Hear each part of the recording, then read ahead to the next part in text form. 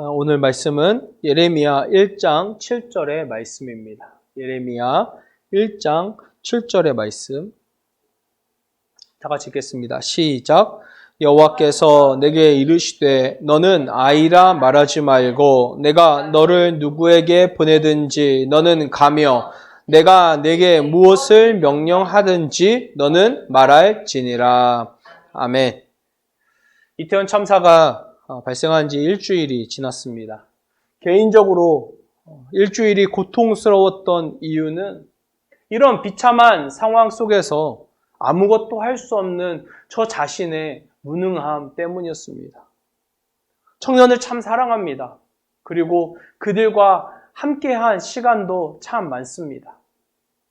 이유는 간단합니다. 그것이 저의 부르심이고 소명이었기 때문에 그렇습니다. 청년은 늘 연약한 세대입니다. 아래에서 또 위에서 짓누르는 그 엄청난 삶의 무게와 압박을 견뎌야 하는 낀 세대입니다. 그래서 세상에서 늘 소외당하고 연약하고 억압받는 세대가 바로 청년 세대죠. 청년들에게 아무리 돈을 많이 준다고 청년을 위한 나라가 되는 것이 아닙니다. 청년을 사회의 한 구성원으로 존중해야 청년을 위한 나라의 기본이 서는 것입니다. 좋은 정책의 시작은 돈이 아닙니다. 사람을 사람답게 존중하는 생각과 마음에서부터 시작이 되는 것이죠. 그런 측면에서 이태원 참사를 비롯해서 이 나라에서 발생하는 사건, 사고를 보고 있노라면 존중이라는 단어가 보이지 않습니다. 무엇이 우리를 고통스럽게 만들고 있습니까? 이 사회에서 희생당하는 이들은 늘 제대로 존중받지 못하는 연약하고 힘이 없는 자들이란 겁니다. 힘이 있고 권력이 있는 이들은요, 죄를 짓고도 여전히 세상에서 고개를 버젓이 들고 다닙니다. 정작 책임을 져야 하는 이들은 이 상황에 대해서 얼마나 심각한지 또 무엇이 잘못되어 있는지 전혀 공감을 못하고 있죠. 책임만 회피할 뿐이고 똥물이 자신에게 튈까 봐 이리저리 피해만 다닙니다. 모른다고 말합니다. 자기와는 상관이 없다고 회피합니다. 자기 수관이 아니라고 책임을 떠넘깁니다. 그 사이에 계속해서 연약하고 힘이 없는 자들은 희생당하고 있다는 거죠. 세월호 때 수많은 학생들이 죽었습니다. 이번 이태원 참사 수많은 청년들이 죽었습니다. 그 다음은 누구일까요? 누구일지는 모르지만 이런 무책임과 무능함 속에서 분명 또 다른 연약하고 힘이 없는 이들이 희생당하겠죠. 우리 중 그 누가 이런 참사의 희생자가 되지 않을 것이라 장담할 수 있겠습니까? 이런 말도 되지 않는 일들 앞에서 아무것도 할 수 없는 저 자신을 보면서 참 자괴감이 들었습니다.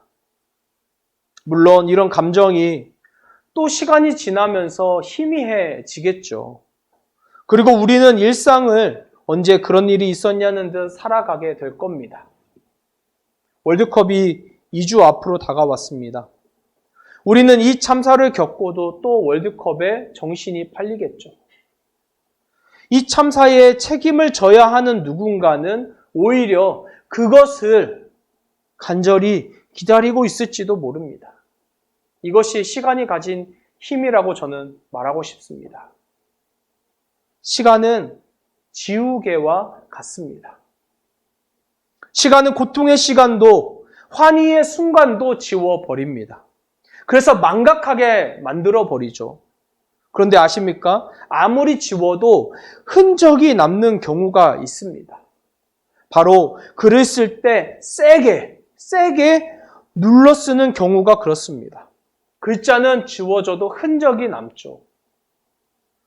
저는 이 시간을 조금 더 고통스럽게 보내려고 합니다. 왜냐하면 분명 저 역시도 지금의 고통스럽고 아픈 마음이 시간이 지나면 희미해질 거기 때문입니다. 그래서 더 세게 이 고통을 마음에 새겨서 많은 흔적을 조금 더 깊이 남기려고 합니다. 그래야 제가 그 흔적을 보면서 기억하고 하나님의 부르심, 그 음성에 더 민감히 반응할 수 있지 않을까요? 제가 무기력하고 무감각할 때 그 흔적들을 통해서 하나님은 제가 해야 할 일들을 알게 하시리라 생각합니다. 마음에 새겨진 흔적을 보면서 하나님의 마음, 하나님의 음성을 선포하는 거죠. 이것을 신앙의 눈으로 한번 적용해 볼까요? 예수님께서 잡히시던 날에 겟세마네 동산에서 어떤 일이 있었습니까? 예수님을 배신한 가룟 유다가 대제사장과 종들을 데리고 예수님을 잡으러 왔습니다. 그들이 예수님을 잡으려고 할 때 베드로가 그 분을 이기지 못하고 대제사장 종 말고의 귀를 잘라버립니다. 그때 예수님께서 베드로에게 뭐라고 말씀하시냐면 이것까지 참으라 이렇게 말씀을 하십니다. 그리고 말고의 귀를 만져서 낫게 하시죠. 여러분, 겟세마네에서 이 말고의 귀를 낫게 한 이 장면이 사실상 십자가에 달리시기 전 예수님의 마지막 치유입니다. 우리는 성경을 읽으면서 처음과 마지막에 큰 의미를 두려고 합니다. 거기에 주님의 의도가 있다고 생각하기 때문이죠. 십자가 달리기 전 예수님께서 따르던 제자나 무리의 병을 치유하신 것이 아니라 자신을 잡으러 온 자의 귀를 치유해 주셨다는 것. 결국 십자가의 은혜는 모든 사람에게 열려 있다는 것 아닐까요? 그것이 예수를 믿는 자이든 거부하는 자이든 모든 자에게 십자가 구속의 은혜가 열려 있다는 겁니다. 엄청난 하나님의 배려이자 사랑입니다. 그러나 중요한 건 무엇입니까? 이 은총을 누가 붙잡을 수 있느냐? 바로 이겁니다. 나에게 주어진 그 기회를 붙잡는다면 은혜를 받을 수 있습니다. 그러나 거부한다면 나와는 상관없는 일이 되어 버리는 거죠. 저와 여러분은 십자가를 붙잡았습니다. 십자가 자체의 능력이 있는 것은 아닙니다. 십자가는 흔적입니다. 흔적. 내가 하나님의 사랑에 빚진 자이고 예수 그리스도께서 나의 죄를 대신해서 죽으셨다는 그 흔적입니다. 이 십자가를 볼 때마다 우리가 그 사실을 기억을 합니다. 말고에게는 자신의 그 귀가 바로 흔적이었습니다. 성경에서는 그 이후에 말고에 대한 기록이 나와 있지 않습니다.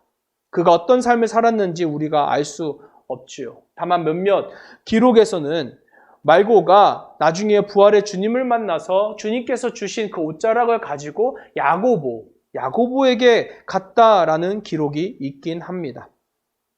그러나 말고의 삶에 대해서 정확한 것은 우리가 알 수 없습니다.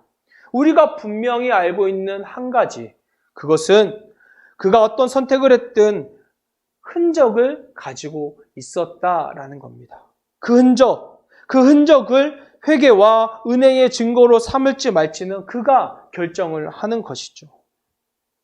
우리는 성경을 읽으면서 하나님께서 사용하시던 많은 사람에게 표준과 증거를 주셨다는 것을 알고 있습니다. 모세를 부르셨을 때, 사사 기드온을 부르셨을 때, 그리고 예레미야를 부르실 때 하나님은 특별하게 그들을 부르셨습니다. 모세, 하나님께서 증거를 주신 그 지팡이로 당대 최고의 권력자인 애굽의 바로에 대적했습니다. 사사 기드온 어떻습니까? 그처럼 용기 없는 자를 큰 용사라고 부르시면서 표징을 보여주시죠. 고기와 무교병을 바위 위에 올려놓았습니다. 그러자 바위 위에서 불이 나와서 그 고기와 무교병을 불살라 버립니다. 이뿐입니까? 기드온이 미디안을 치려고 할 때 그가 하나님께 다시 표징을 구하죠.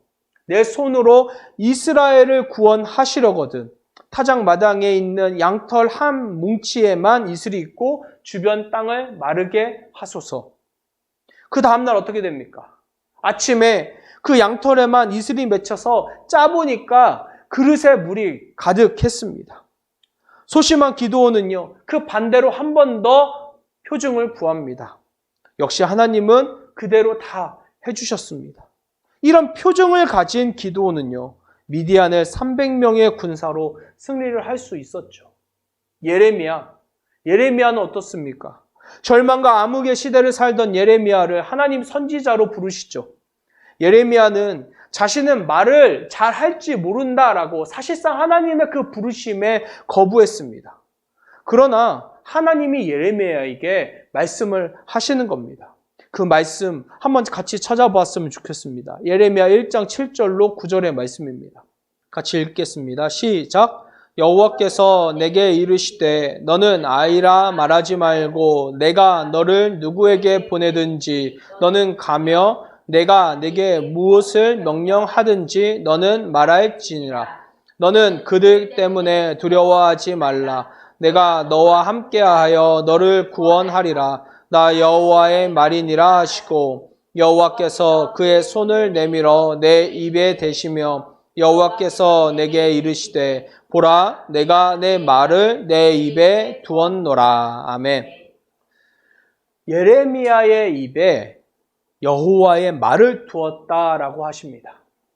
그리고 나서 살구나무와 끓는 가마 환상을 하나님께서 보여주시죠. 그에게 보여주신 이 환상의 의미가 무엇일까요? 1장 11절로 12절의 말씀입니다. 보면 여호와의 말씀이 또 내게 임하니라. 이르시되 예레미야야 내가 무엇을 보느냐 하시매 내가 대답하되 내가 살구나무 가지를 보나이다. 여호와께서 내게 이르시되 내가 잘 보았도다. 이는 내가 내 말을 지켜 그대로 이루려 함이라 하시니라. 여러분 살구나무는 히브리어로 샤케드입니다. 그런데 12절에 나오는 내가 내 말을 지켜라고 할 때 지켜라는 말은 히브리어로 쇼케드입니다. 의미는 뭐냐면 to watch, wake, 지켜보다 깨다의 의미예요. 일종의 이 언어 유희인 셈입니다. 예레미야가 하나님의 말씀을 대언할 때 하나님은 그 말씀이 이루어지는지 이루어지지 않는지를 깨어 지켜보겠다라고 하신 겁니다. 또 북에서부터 기울어진 끓는 가마는 심판이 곧 북쪽에서부터 올 것이라는 말씀이고 이것은 바벨론에 의해서 성취가 됩니다. 이런 표정을 가진 예레미야는 하나님의 말씀을 대언을 할 수밖에 없었습니다. 그런데 아시죠? 눈물의 선지자 예레미야. 그가 이스라엘 민족에게 말합니다. 우리가 대적이라고 생각하는 그 바벨론, 원수 바벨론에게 항복을 하고 포로로 끌려가야 우리가 살 수 있다. 여러분이 인정할 수 없겠지만 항복이 여호와 하나님의 뜻이다. 그러나 하나님께서 우리를 다시 돌아오게 하실 것이다. 그러니 바벨론에 항복해야 된다. 이스라엘 백성에게 예레미야는 민족의 배반자가 되고 반역자가 됩니다. 그에게 너무 큰 고통이 따르죠. 사람들이 그를 때리고 조롱하고 핍박합니다. 그러나 예레미야는 자기 입에 담긴 이 하나님의 말씀을 거부할 수 없었습니다. 그것이 바로 흔적이었기 때문이죠. 절망적인 현실을 바라보면서 고통스러워하며 울고 있는 예레미야에게 주신 그 흔적 때문에 그는 멈출 수가 없었습니다. 자, 우리의 삶으로 다시 돌아와 볼까요? 저는 이 시대의 참된 그리스도인이 예레미야, 기드온, 모세와 같이 살고 있다고 생각합니다. 세상에서는 돈과 권력과 힘으로 우리를 짓누르고 있습니다. 또 이태원 참사와 같은 절망의 현실을 앞에서 우리가 무엇을 어떻게 해야 될지 모르죠. 교회는 어떻습니까? 불의를 정의처럼 말하고 잘못된 신앙을 주입하면서 이것이 마치 하나님의 뜻이고 건강한 신앙이라고 세뇌시키고 있는 이런 상황을 마주하고 있습니다. 그러나 여러분, 현실은 이렇게 절망적이라고 하더라도 우리는 소망의 끈을 놓아서는 안 됩니다. 이 때를 위해서 하나님께서 저와 여러분에게 그 흔적을 허락하신 거 아닙니까? 우리 모두 십자가의 흔적을 가지고 있잖아요. 믿음의 흔적을 가지고 있습니다. 죽을 수밖에 없는 저와 여러분을 살리신 우리 하나님의 사랑, 용서, 자비와 은총의 흔적을 가지고 있습니다. 지금 그 흔적을 기억하고 이제 꺼내야 할 때입니다. 그리고 가만히 그 자리에서 나를 돌아보고 세상과 교회를 돌아보고 하나님께서 우리에게 허락하시는 일들을 실천해 나가야 합니다. 넘어지고 깨지고 주저하고 망설이는 우리를 위해서 주신 그 흔적으로 다시금 일어서야 합니다. 하나님께서 저와 여러분을 쇼케드, 깨어 지켜보고 계십니다. 지난 목요일 밤 너무 마음이 답답해서 공원에 나가서 기도를 했습니다. 이 찬양을 들으면서 눈물을 흘리면서 기도를 했는데요. 모든 민족에게라는 찬양입니다. 모든 민족에게 주 성령 부어 주소서. 하나님의 백성 주의 말씀 주시고 꿈과 환상 주사 주의 비밀 알리소서. 우리 믿사오니 하늘이 주의 날 선포케 하소서. 그날엔 주의 영이 임하여 금붕이 땅 위에 일어나리라. 모든 영혼 깨어 일어날 때 주 예수를 부르는 자는 구원되리. 이 찬양의 2절 가사가 이렇습니다. 모든 열방에게 주 성령 부어 주소서. 영광 중에 오사 주 경외하게 하시고 크신 능력으로 땅과 하늘 흔드소서. 주를 기다리니 만물이 주의 날을 보게 하소서. 그날엔 주의 영이 임하여 큰 부흥 온 땅 위에 일어나리라. 우리 영혼 깨어 일어날 때 주 예수를 부르는 자는 구원되리. 여러분, 우리에게 부흥이 무엇입니까? 숫자가 늘어나는 것이 아니라 죽어있던 우리의 호흡이 다시 시작되는 겁니다. 부흥의 본래 의미가 소생입니다. 소생. 절망적인 현실을 바라보면서 의기소침해져 있던 우리의 영적인 야성이 다시 새로워지는 것입니다. 여러분, 우리의 심장이 뛰고 있습니까? 이제 하나님께서 주신 흔적을 기억하면서 세상에 대해서 하나님의 정의와 공의, 하나님의 뜻을 선포해야 합니다. 외쳐야 합니다. 저와 여러분을 그리스도인으로 부르신 하나님의 그 요청에 이제 반응하셔야 합니다. 우리의 흔적을 기억하시기 바랍니다. 이제 꺼내서 높이 올리고 잠자고 있던 자들, 주눅들어 있던 수많은 하나님의 군사들이 다시 깨어 일어나서 고통과 신음으로 얼룩진 이 세상, 탐욕과 이기심으로 가득한 이 세대에 주 예수의 구원을 노래하고 이 땅에서 주의 날을 선포해야 합니다. 여러분, 하나님의 일하심이 이제 다시 시작되었습니다. 일어나시기 바랍니다. 우리 각자를 부르신 그 하나님의 부르심에 반응해서 저와 여러분 일상 가운데에서 다시금 일어나 당당하게 주의 말씀을 선포하는 그런 저와 여러분 되길 간절히 소망합니다. 이 시간 좀 같이 묵상하면서 나아갔으면 좋겠습니다.